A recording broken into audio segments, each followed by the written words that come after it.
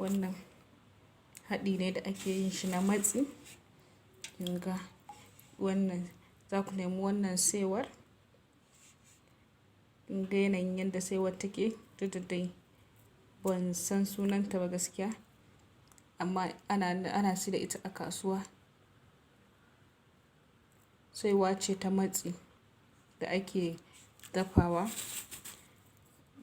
Kinga wannan sassaƙen ɓaure ne, ɓaure. Sai wannan haɗin.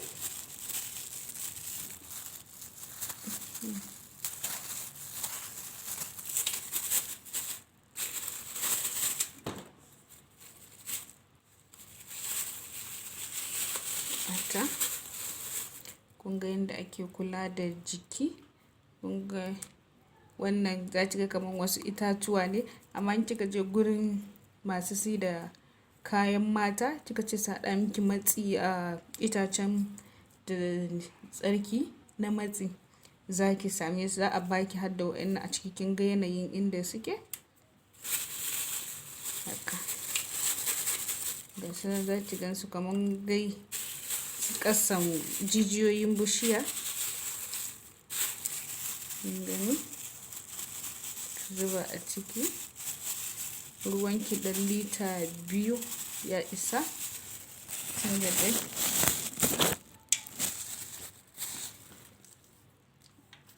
Aƙalla a ce kina irin wannan haɗin a sati so 2. Wannan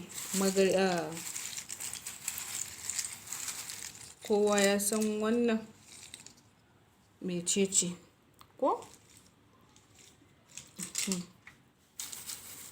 Wannan ita ce ake kira da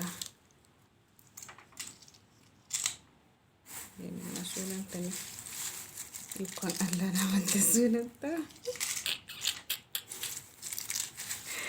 Irin abin da ake sayar da na cin shi a Makka. Wayyo Allah na.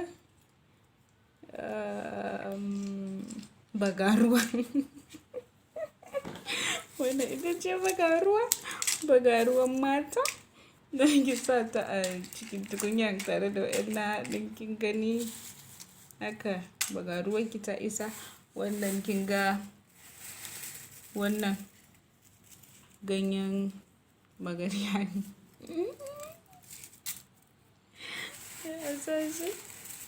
Kin gani, kin san dai wanda yana da ƙaya a kiyaye kar a je a cokala hannu, ko kuma a je ba a tace ba a cokala gindi. Kun ga yana da ƙayoyi a cikinsa. Idan za ki iya, in kina da ƙaran ki ma ki sa a ciki. In ba ki da ƙaro shi kenan, shi ɗin ma wannan ɗin ma ya wadatar. Kina da ƙaro ko alimun, ki sa alimun ɗinki a ciki. Ki tafasa abin ki ya tafasu.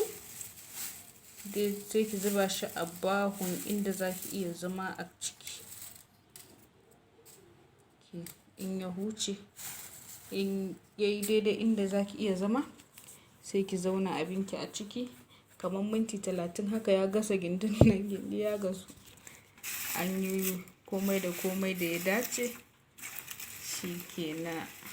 Aƙalla idan kina yin haka a sati so 2, kuma kina haɗawa da wannan tsumin kanumfarin, kina turara gabanki da kanumfari, wato tururin hayaƙin kanumfari ma haks.